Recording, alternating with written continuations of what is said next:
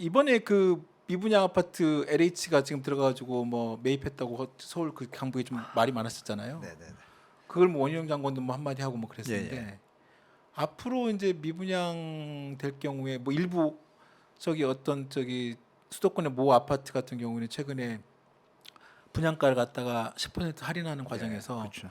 정부가 미분양 아파트를 사들일 수도 있기 때문에 아까 말씀하신 것처럼 최소한 20% 이상 할인해야 팔까 말까 하는데 그렇죠. 내부 회의에서 10% 할인으로 줄이고 그렇죠. 그런 얘기까지 나왔다고 하는데 심각하죠. 예. 네.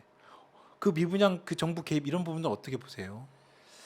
정부가 지금 큰 실수해서 지금 조금 더 있으면 더 큰일 당하기 전에 네. 일단 원희룡 장관이 캐치했기 때문에 네. 이미 서울에서 이제 문제가 터졌잖아요. 그 미분양분을 갖다 100원짜리를 어. 그 사람들이 계산하니까 얘가 원가라도 건져야겠다. 이미 팔린 것도 있잖아요. 네. 그러니까 나머지는 우리가 채소 장사 하시는 분들 보셔도 앞에서 많이 이익이 어느 정도 나면 나머지는 떨이 하잖아요. 네. 그러면 싸게 팔 거 아니에요. 음. 떨이에도 안 팔리면 어떻게 해요? 땡 처리하잖아요. 네. 그러니까 점점 이제 할인한다는 얘기죠. 그렇죠. 손해 안 보는 선까지. 네. 손해 안 보는 선에서 지금 하고 있는데 음. 그걸 왜 사주죠? 기다리면 내려갈 텐데 그렇죠. 상식이잖아요. 네. 특히 부동산 크잖아요, 볼륨이. 네. 근데 그 와중에 옆 가게가 있어요. 음. 옆 가게 채소가 더 싸요. 음. 그러면 더 싼 거 사겠다 그러면 이 사람이 싸게 주겠어요, 안 주겠어요? 당연히 맞춰지겠죠. 맞춰지죠. 네. 근데 요번에 서울에서 벌어진 두 건의 일이 큰 게 있었어요. 다 비싸게 산 거예요. 하나는 한 80억 되고 하나는 90, 100억 조금 안 되는데 LH가 비싸게 산 거죠. 네, LH가요. 네.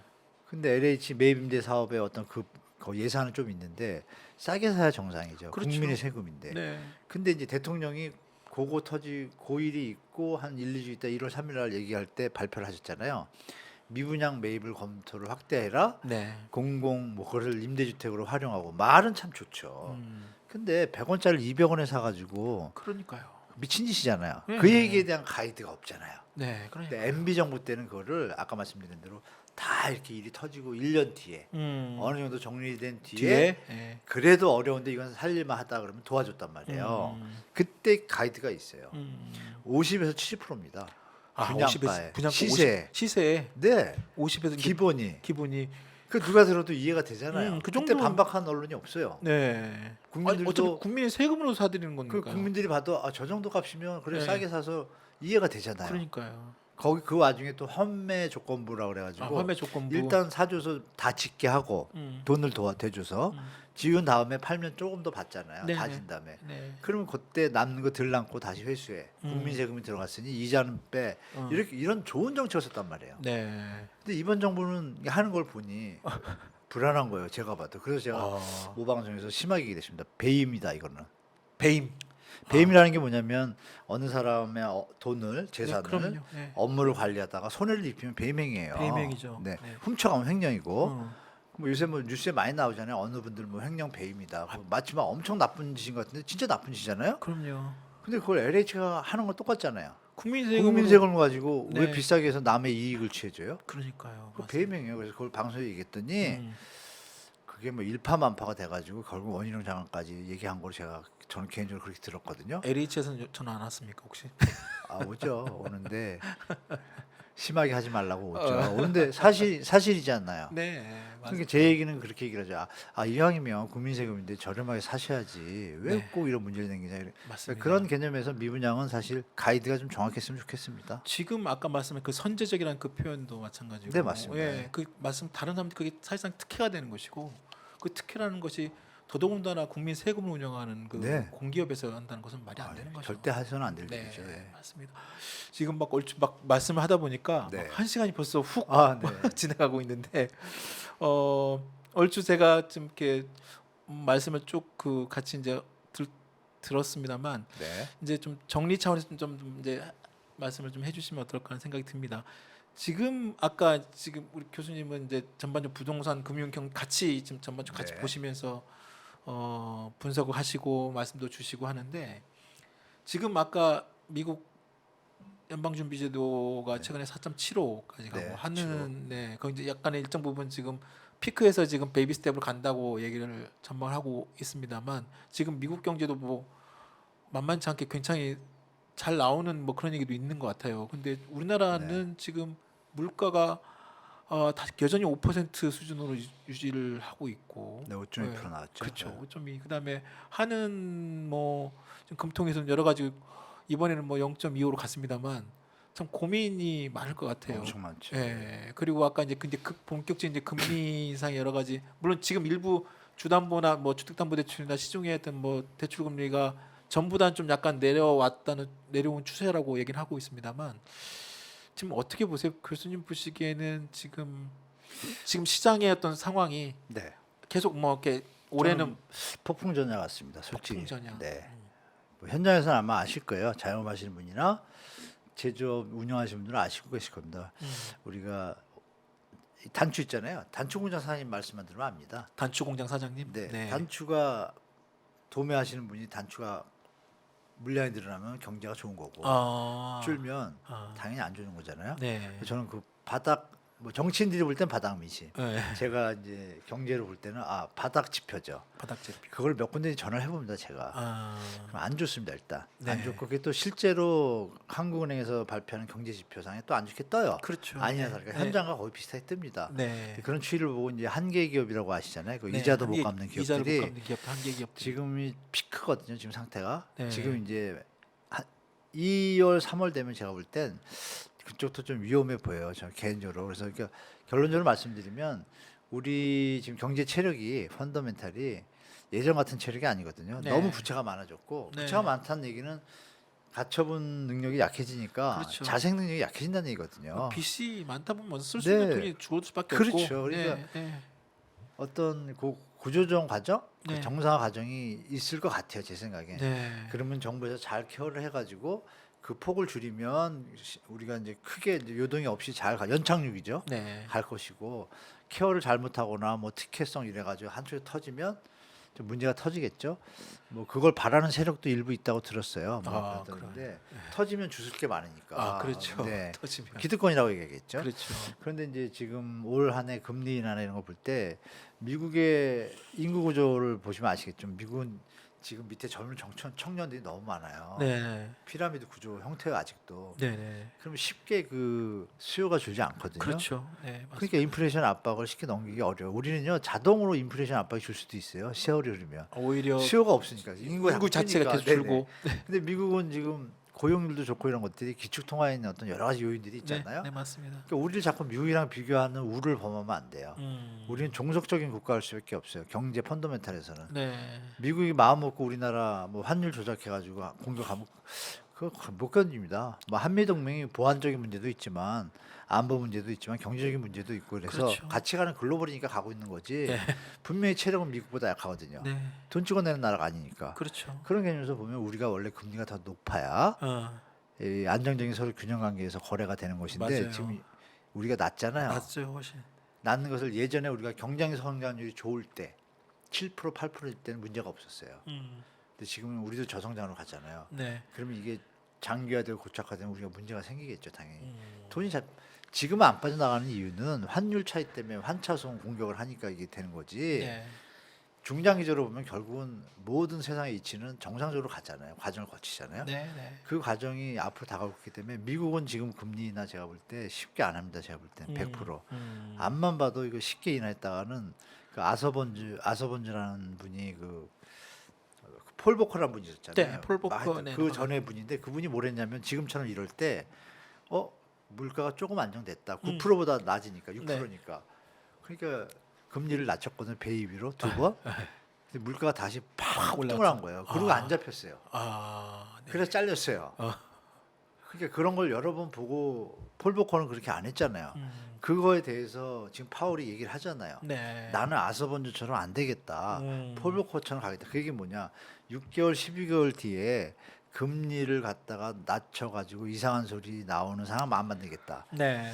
이 얘기에 답이 있잖아요. 결론 절대 뭐 쉽게 내리고 이런 상황이 아니구나. 그냥 미국의 데이터가 확실하게 물가 안정이 제가 볼 땐 4자나 3자까지 가지 않으면 내릴 것 같지 않아요. 제가 볼 때. 그럼 내려도 또 인터벌이 있잖아요. 서베이하는 그렇죠. 시간이. 네. 그럼 1, 2년은 무조건 이 추세다라고 예측하고 시장에 대처하시는 게 좋을 것 같습니다. 제가 볼 때. 그렇군요. 네.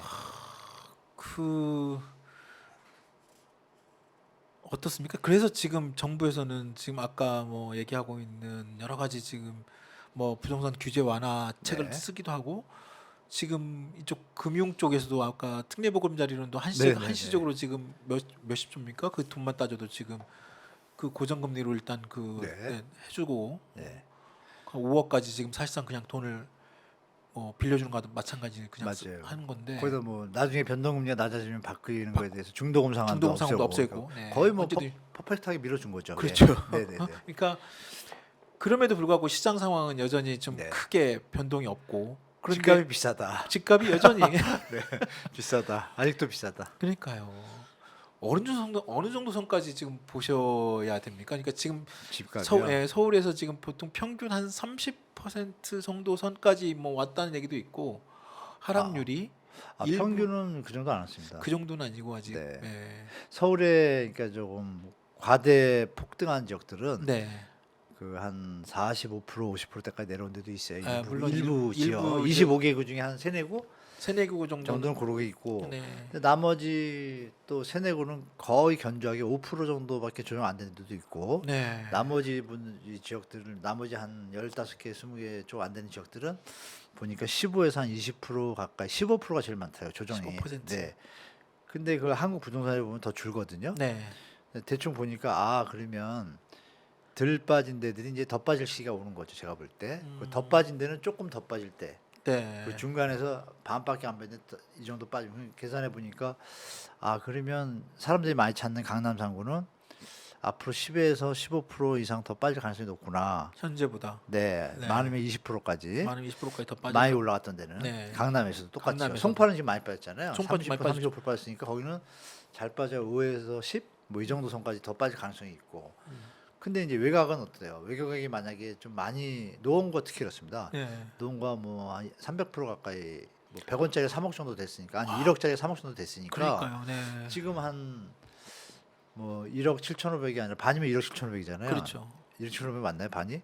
그러니까 3억짜리가 반이면 1억 7,500이니까.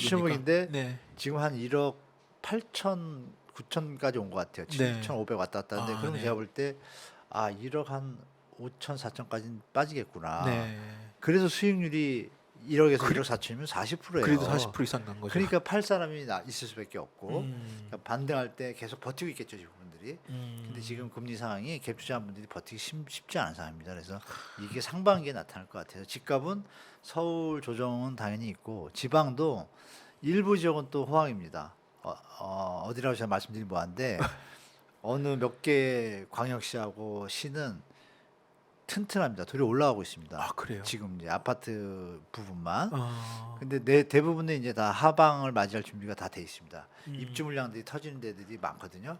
거기는 정말 제 나이 또래조차도 네. 야 이렇게까지 할 정도로 빠질 대구, 부산, 가능성이 뭐 높습니다. 대구, 부산 뭐 이쪽들 경남 쪽에 대구는 이미 충분히 빠졌는데 지금 많이 빠졌죠. 부산은 이제 시작이라고 보고 부산 이제 시작. 네, 이제 네. 올 한해 지금까지 버티고 있는데 조금 네. 크게 쭉쭉 빠질 가능성이 높습니다. 크게 떨어질 크게 가능성이- 빠지고는 높고 부산. 네, 네. 부산도 위험하고 충남도도 그렇고 대전, 세종도 뭐 이미 엄청나게 막 빠졌어. 세종은 너무 이제 많이 내려갔어요. 요새 너무 뉴스에 많이- 잘 안 나오잖아요. 네, 이제 세종은 안 나옵니다. 내가 안 나오는 이유가 쭉 빠질 때 나왔다가 네. 이제 조금씩 빠지다가 반등했다. 조금 했다 이러면서 어느 정도 바닥 다지는 분위기인데 제가 볼 때 조금 더 빠질 가능성이 있는데 네. 요번에 푼 것 때문에 103 푼것 대책 때문에 네. 약간 자산가들이 조금 기웃대고 있어요. 그래서 요새 또 세종적으로? 고압으로 가고 있거든요. 네. 그래서 전반적으로 하여간 다 조정 과정이라는 걸 아시고 어느 정도 빠질까는 이렇게 보시면 됩니다. 원래 한 2017년도 18년도 가격보다 네. 3배가 올랐으면 50에서 60%까지 빠진 게 정상이라고 보고 네. 2배가 올랐으면 음. 40 정도 음. 그게 전 정상이라고 보거든요. 네. 그러니까 2017, 18년도에 비교할 때 그거 좀 맞춰보시면 될 거예요. 그러니까 네. 혹시 지금이라도 혹시 이제 네. 집을 혹시 이제 내 집을 그렇죠. 마련하고 네. 싶은 어떤 수요자분들은 이제 교수님 말씀대로 지금 네. 가격을 체크해봐야죠. 해보시고 네. 그럼 2017년도의 가격을 한번 보시고 네. 그때 가격에 비교해서 네. 한 40% 정도 30에 그렇죠. 40 20, 30%만 올랐으면 더 좋고 뭐 어. 그거 비교하시면 이제 조금 얼추 이제 시장을 보시고 이제 자산 자기 집 마련에 들어가셔도 크게 무리 없는 가격이다. 네. 내려가도 5에서 10%에서 그칠 거고 네. 시간이 가면 또 이제 제값으로 회귀를 하잖아요. 네. 또 이제 우리 경제가 저성장이긴 하지만 네. 뭐 생활하면서 편익성이 있잖아요. 그렇습니다. 가족하고 뭐 행복감도 있고 네. 정신 건강도 또 도움이 되고 이런 거 계산하면 5% 정도 좀 비싸게 써도 전혀 문제 없으니까 자기 자산만 뭐 대출 부담에 문제가 없다라면 오늘이라도 사셔도 됩니다. 좀 많이 빠진 데들은. 네. 중요한 것은 자신이 그거를 감내할 수 있는 수준인지. 그렇죠. 그게 기본. 제일 중요하지 네, 않습니까? 맞습니다. 네. 예. 그 빚도 이제 빚 나름인데. 맞아요. 네. 최소한 근데 아까 말씀하신 지금 현재 우리나라 그 인구 구조 그리고 이제 지금 서울의 자가 점유율 보유율 뭐 그런 것들이 네, 다 네, 나오던데요. 한 절반 이상이 아직 이제 그 무주택자 뭐 내 집 예. 마련을 갖고 싶어 하시는 분들이 네. 계실 텐데 그 중에서도 소득에 또 따라서 또 많이 차이겠죠. 이 예를 들면 이해가 되죠. 소득에 따라서 그 이해를 먼저 말씀드리면 더 편하실 것 같은데요. 5억이 있는 분이 계세요. 자기 네. 자본이. 근데 갭 투자를 했어요. 집을. 뭐 5억이면 한 집에 1억 갭 투자해서 5억짜리 살 수 있거든요. 네. 자본은 5억인데 자산은 25억이잖아요. 자산은 25. 25억 자산가요? 네, 네, 네. 근데 이분은 전세를 사세요. 네. 그 돈이 6억이 있어요. 네. 이분이 돈이 더 많죠? 그렇죠. 지금 이런 시장이 공존하는 상황이거든요. 지금 아이러니하지만. 네. 그러니까 이 자산가들 중에 요즘 제가 보니까 어떤 분들이 만나면 지금 말씀하신 대로 소득 분위에 따라 지금 상황이 다 다르잖아요. 네. 그러니까 지금 말씀드린 분은 자산이 어느 정도 시드머니가 있는 분들을 말씀드린 거잖아요. 네. 근데 그분 중에 요즘 추세를 보면 뭐 5억에서 7억 정도 갖고 있는 분들이 많아요, 의외로.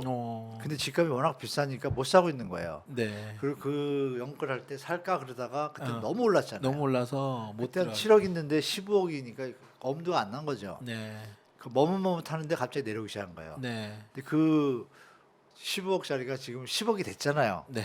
그러니까 자기는 8억 9억이면 사겠는데 음. 인력 갭이 있잖아요. 네. 이분들이 요새 고민하고 계세요 많이. 아. 둔촌주공에 그런 분들이 되게 많아요. 아, 그렇군요. 근데 제가 계약한지 계약한지 모르겠지만 네. 그런 분들이 다 자산하고 그 집값이 되게 중요한 거예요. 그렇습니다. 그래서 그분들은 지금 고민에 빠져 있는데 말씀드린 대로 어. 고수준 오면 하셔도 되고 어. 우리 저 앵커님 말씀처럼 지금 자산이 근데 뭐 6억, 5억, 7억이 아니고 그냥 예. 2, 3억 2, 3억. 수준인 분들이 네. 대부분이에요. 사실 대부분, 연봉 대부분 다 5천 정도면 많이 받는 편인데도 아, 그럼요. 다 아시잖아요. 모으시면 그 얼마나 힘든지 1억, 2억이. 아, 1억 모으기 얼마나 그러면 힘듭니까? 네. 가계복지조사에도 답이 나왔잖아요. 평균이 4억 9천인데 1억 빼면 4억 정도인데 네. 보증금 빼면 못 빼면 한 3억이나 2억이 자산이 갖는 분이 제일 많은 거예요. 제일 평균적으로. 뭐 예. 그러면 상식적으로 계산할 때 지금 금리랑 계산하면 집값이 서울이라 할지라도 6, 7억, 8억은 돼야 우리가 움직이는 거예요. 맞습니다. 네. 근데 지금 다 10억, 10억 11억, 10억이니까 네. 그 차이 20, 30%가 큰 거죠. 네. 그러니까 우리 만약에 그런 원래 대부분의 분들이 그렇거든요. 네. 그분들 입장에서는 무리하시지 말라고 좀 말씀드릴게요. 음. 시장이 우리가 점점 갈수록 당분간은 조정받을 가능성이 더 많아요. 이제 네. 6개월 내려왔잖아요. 그렇습니다. 7년 올랐고 네. 6개월 만에 지금 그렇다고 뭐 반토막이 완전히 난 것도 아니고 말씀 주신 것처럼 서울 뭐 20, 30% 하고 네. 어느 지역들은 버티고 있거든요. 버티고 있고. 막 아직 상황이 어떤지 모르고. 근데 점점점 매물이 지금 늘어나고 있어요. 중요한 건. 네. 이 상황에서 규제를 다 풀었는데 그러면 그림이 보이잖아요. 근데 일반 분들은 생업에 바쁘시니까 네. 우리가 이렇게 말씀드린 거잖아요. 음. 제가 볼 때는 올해 연말까지 끄떡없다. 그냥 가셔도 전혀 문제 없다. 올해 얼마까지는 굳이 그냥 쳐다만 보셔도 네, 돼요. 쳐다만 보셔도 된다. 네, 네. 네. 올라가도 폭이 진짜 음. 이 정보가 미치지 않는 한은 그 나머지 두 개가 있어요. 그 대책을 지금 던질 수는 없거든요. 왜? 총선이 있잖아요. 내년 총선이 네, 있으니까. 그것 때문에 올해까지는 쓸데없는 짓 안 할 것 같아요. 어. 쓸데없는 짓이라는 표현이 좀 죄송한데 정부 당국자한테 너무 투기를 조장하는 정책이죠. 지금 나머지 나온 두 개가. 지금까지 나온 정책만 그게 해도 이제 거의 뭐 A급 정책인데 네. A 플러스급이 두세 개가 있거든요. 나머지 이제 예. 그게 나오면 이게 좀 움직여요. 아. 근데 그걸 총선 때문에 하겠어요? 이게 집값 이거 부추기는 정부라고 오판 받으면 이거 힘드니까 내년 총선 전까지는 별일 없을 겁니다. 아. 그때까지 시장은 어떻겠어요? 역으로 팔려는 사람들이 음.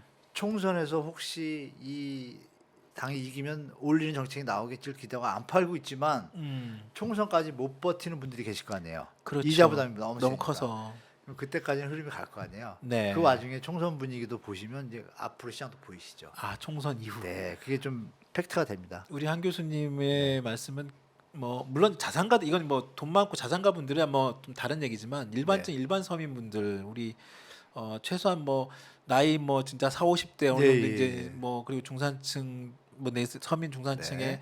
최소한의 지금 전세 많이 살고 뭐 계신 그렇죠. 분들 그래도 이제 많이 돈 모아도 막 2, 3억 이제 네. 많이 모아가지고 이제 전세를 좀 벗어나서 내 집 마련 꿈을 최근에 하락세니까 한번 맞아요. 생각을 해보신 분도 있는데 약간 갭이 아직 존재하는 네 거죠. 아직도 네, 아직도 맞아요. 지금 더 내려와야 딱 된다. 그겁니다. 네, 네, 더 맞아요. 내려와야 되고 그리고 올 한 해는 좀 너무 급하게 마음 먹지 않으셔도 네, 좀 더 시간을 두고 보셔도 큰 무리는 없을 것 같다. 네, 네. 특히 내년 또 총선 이후에 또 어떻게 정치 지형이 바뀌고 또 그에 따른 정책 변화가 또 있을 수 있으니까. 네.